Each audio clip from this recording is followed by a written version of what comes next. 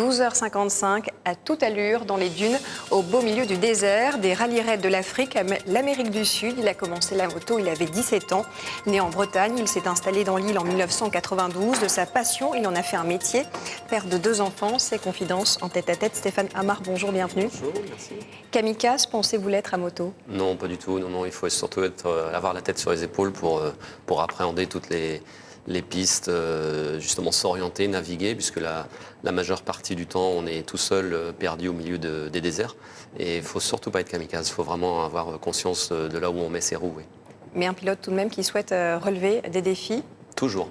Oui, toujours, c'est un peu l'essence même de tout ce défilé de courses, c'est d'aller toujours au-delà, de tester un peu ses limites et même de les dépasser parfois.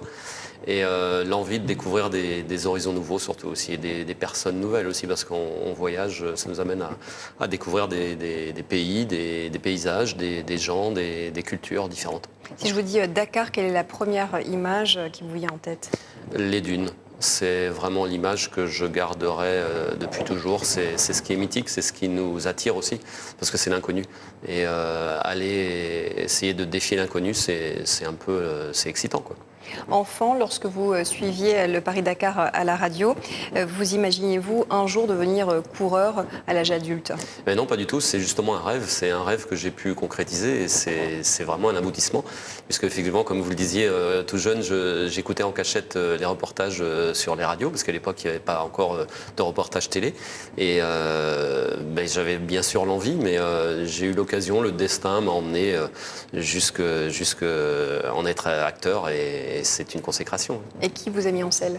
Marcel Pilet. C'est une rencontre déterminante que j'ai faite à 16-17 ans. C'était notre héros régional en Bretagne du Paris-Dakar à l'époque. Et c'est lui qui m'a mis le pied à l'étrier, qui m'a fait découvrir d'abord l'Afrique, qui m'a emmené en Afrique d'abord pour découvrir la façon de vivre, la façon d'appréhender ce continent. Et puis ensuite la course, bien sûr. Donc j'ai eu un bon apprentissage en côtoyant Marcel Pilet pendant des années. Ouais. Rouler en plein désert, une aventure que vous avez tentée une bonne vingtaine de fois. Est-ce une aventure que vous vivez seul? Non, parce qu'en fait, si on est seul à l'instant T au quotidien, on sait qu'on a toute une équipe de supporters derrière qui attend des nouvelles le soir, qui attend des résultats, qui est là pour nous soutenir. Et puis, on parle de la course seulement, mais auparavant, en amont, il y a toujours une préparation. Donc là, on a besoin du soutien d'amis, de sponsors aussi, parce que c'est incontournable et très important. Et puis, toute l'équipe d'organisation qui met toute la sécurité nécessaire pour être dans les meilleures conditions possibles. On parle quand même d'une aventure qui peut se vivre avec ou sans assistance. Complètement. Moi, je suis plutôt sans assistance. Oui, c'est un peu une marque de fabrique, je dirais. Bon, c'est une question de budget également. Au départ, c'est beaucoup moins cher quand on part tout seul que quand on part avec une équipe derrière soi. Mais bon, j'aime aussi cet esprit originel de partir seul sur sa moto et de se débrouiller en autonomie complète. Ouais. Et combien au minimum pour se lancer dans ce type d'aventure?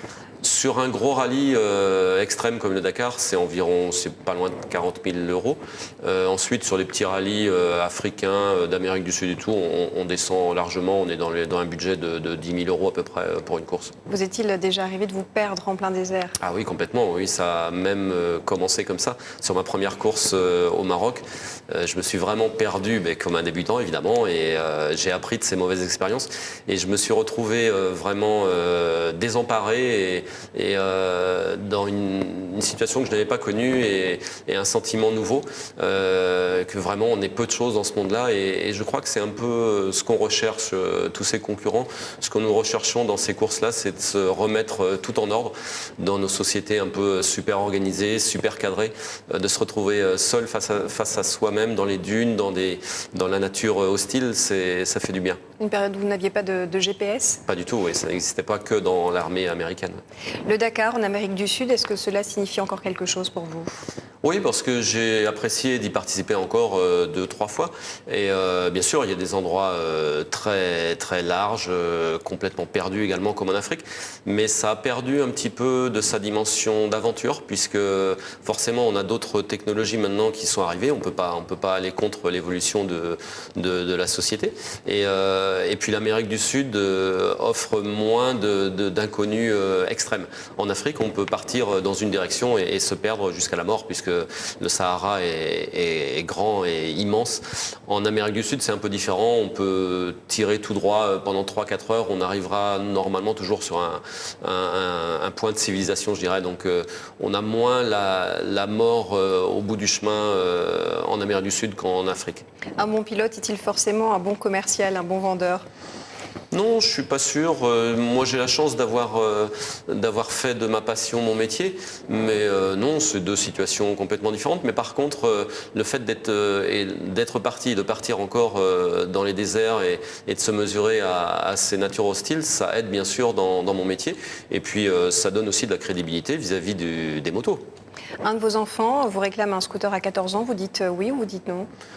Ça ne s'est pas produit. Mon premier, qui a déjà passé 14 ans, a assouvi un peu son désir de moto en faisant de la compétition motocross. Donc il a considéré comme moi que la circulation est assez dangereuse et que c'est plus prudent d'aller faire de la compétition en circuit fermé ou alors dans les déserts où on croise beaucoup moins de voitures. On dit breton un jour, breton toujours. Qu'est-ce qui vous a conduit à La Réunion? C'est plusieurs facteurs. C'est un peu mon destin. Je connaissais un seul Réunionnais qui m'a donc guidé sur la Réunion, pour lequel on avait préparé sa moto pour le rallye de Tunisie à l'époque. Et c'est un peu le hasard, c'est le désir de partir toujours plus loin et du soleil également. Y êtes-vous heureux? Complètement. Une dernière question, si je vous dis Pink Floyd, est-ce que vous retrouvez la mémoire? Oui, ça marque un tournant. J'ai assisté à un concert le 21 juin 88, qui était pour moi le concert du siècle dans le château de Versailles. Et toujours avec Marcel, c'était nos débuts où on faisait les 400 coups. Et en fait, on a réussi à accéder au concert, mais non pas par la porte d'entrée normale, mais par les murs du château, puisqu'on avait le billet d'entrée de la veille. En fait, on s'était un peu trompé, un peu loupé quoi, sur le coup. Et on a réussi à accéder au pied de la scène par les murs du château. Et malheureusement, j'ai cogné ma tête, mais 3 fois rien sur un petit mur, et j'ai complètement perdu la mémoire. J'ai une amnésie totale, mais j'ai à nouveau des souvenirs maintenant, puisque ça m'est revenu en écoutant les lives de ce soir-là. Merci Stéphane Amar pour ce tête-à-tête.